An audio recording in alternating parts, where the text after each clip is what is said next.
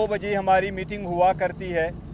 Last SOP के मुताबिक 6 वकला या 6 पॉलिटिकल लीडरशिप को इजाज़त है।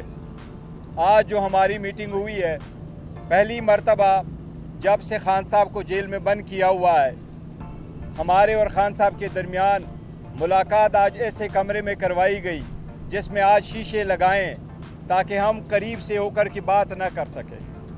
ये फर्स्ट टाइम है। हम समझते हैं ये कानून की खिलाफ वर्जी है। जो हाई कोर्ट ने ऑर्डर पास किए थे, हमें इजाज़त मिली थी कि आपकी मुलाकात होगी जिस तरह रूटीन में मुलाकात हुआ करती है, इसलिए सिर्फ़ और सिर्फ हमारे और खान साहब के दरमियान शीशा लगाना ताकि हमारी कम्युनिकेशन गैप में फ़र्क आए और हम उनको बात ना कर सके, ये हम उसकी मज़म्मत करते हैं और ये शीशा हर सूरत ख़त्म होना चाहिए। हम अपना हक़ महफूज रखते हैं कि इस्लामाबाद हाई कोर्ट में कंटेम्प्ट की पिटीशन फ़ाइल करे और उसको हटवाए। आज खान साहब ने शेर अफजल मरवत को इजाज़त दी है कि इस सिलसिले में वो कंटेम्प्ट की पिटीशन फ़ाइल करे। साथ ही खान साहब ने आज पहली मर्तबा बहावल नगर वाले वाक़या पे अफसोस का इजहार किया है। ये इस बात की निशानदेही है कि एक मुल्क में एक कानून नहीं बल्कि एक मुल्क में 2 कवानीन है। वो पुलिस अफसरान जो रखवाले हुआ करते हैं उनका IGP अपॉलोजी करता है, लेकिन ऐसा हमारे साथ होता रहा है। हमारी लीडरशिप तो क्या, इवन इमरान खान साहब के घर पे बग़ैर वारंट के अटैक होते रहे। उनके पासपोर्ट और चेक बुक्स तक वो लेके गए, उनके फ़ोन लेके गए, उनके घर के बाकी अशिया लेके गए। बापर्दा बीवी को उसके वक्त 20 पुलिस अफसर इंटर हो गए, बावजूद इसके कि कोई रेसिस्टेंस नहीं थी, चीज़ों को गिराया, तोड़ा गया, लेकिन उस वक्त किसी ने अपॉलोजी नहीं की। हम अदालत आए, किसी अदालत ने रिलीफ नहीं दिया। आज भी उस सिलसिले में हमारी पिटीशन सुप्रीम कोर्ट में पेंडिंग है। हम सुप्रीम कोर्ट से भी इस्तदा करते हैं कि बहुत देर हो गई है, हमें अदालतों से रिलीफ नहीं मिला। हमारे राइट्स वायलेट होने पे कभी IGP ने अपॉलोजी नहीं की। ये एक मुल्क में 2 कवानीन है।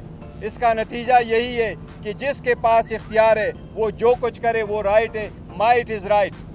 खान साहब यही फरमा रहे थे कि यही रीज़न है कि लग यूँ नहीं रहा बल्कि इनफैक्ट हो यूँ रहा है कि मुल्क ब्रेक हो रहा है और इंसाफ के असूल पामाल होते जा रहे हैं। इसलिए हम इस्तदा करते सुप्रीम कोर्ट से, सुपीरियर अदलिया से कि हमारे जो पिटीशन है पेंडिंग है उस पर भी सुनवाई करे, उस पर भी हमारे राइट्स प्रोटेक्ट करे। हमारे लीडरों के जो राइट्स है वो जो आम शहरी की तरह वो अपने राइट मांग रहे, उनकी प्रोटेक्शन करते हुए तहफ़्फ़ुज़ दे। आप लोगों ने देखा इलेक्शन कमीशन ने भी बारहा हमारे कैंडिडेट को रीकाउंटिंग के पेश नज़र के बहाने से उनकी जीत को शिकस्त में तब्दील किया, उसकी भी हम मज़म्मत करते हैं। साथ ही साथ खान साहब ने आज ऐलान किया है, मैं और उमर अयूब साहब इंशाअल्लाह ताला पूरे लाहौर पंजाब में जाएंगे और अपने पार्टी वर्करों के कन्वेंशन में पार्टिसिपेट करेंगे। आज खान साहब ने शेर अफजल मरवत की दोबारा ड्यूटी लगाई है। जहां इलेक्शन हो रहे हैं, बाय इलेक्शन, ये वहां जाएंगे। मेरे आपकी वसातत से पाकिस्तान तहरीक इंसाफ के सारे बाय इलेक्शन के कैंडिडेट्स को पैगाम है खान साहब का कि जल्द से जल्द आप 19 तारीख तक अपने जलसे जो है वो अरेंज कराए। इंशाअल्लाह ताला उसमें पार्टिसिपेशन के लिए लीडरशिप भी आएगी और शेर अफजल मरवत साहब भी आएंगे इंशाअल्लाह ताला। शेर अफजल मरवत साहब की खास कर ड्यूटी लगाई गई है, वो KPK में भी जाएंगे और जलसे करेंगे। हम सपने के साथ ही साथ मैं भी जाऊंगा as a chairman Pakistan Tehreek Insaf. Khan साहब ने आज पहली मरतबा ड्यूटी लगाई है। इसी तरह उमर अयूब साहब की, जिसके लिए पहले खान साहब की तरफ से यही अहकामात थे कि वो वहाँ रहे जहाँ थे और नेक्स्ट इंस्ट्रक्शन तक वो वहाँ रहे जहाँ पर है। आज उनके लिए भी ये हिदायत है कि वो भी पार्टी के फंक्शनों में पंजाब और सिंध में जाया करेंगे, जिसकी उन्होंने पहले ही इब्तिदा की है बलूचिस्तान से। इंशाअल्लाह ताला पार्टी को दोबारा फ़ाल करने के लिए भी खान साहब ने इंस्ट्रक्शन दी है। जी कोई क्वेश्चन? एक बात मैं ऐड करना चाहता हूँ। خان صاحب کے ساتھ آج ملاقات میں انہوں نے اسی کمرے میں ایک شیشے کے فریم پہ مشتمل ایک پارٹیشن بنائی اور ساتھ میں ایک بڑا سا بلب انہوں نے لگایا، اور وہ بلب جو ہے بیسیکلی جیل حکام نے ہماری ویڈیو اور آڈیو ریکارڈنگ کے لیے لگایا ہے۔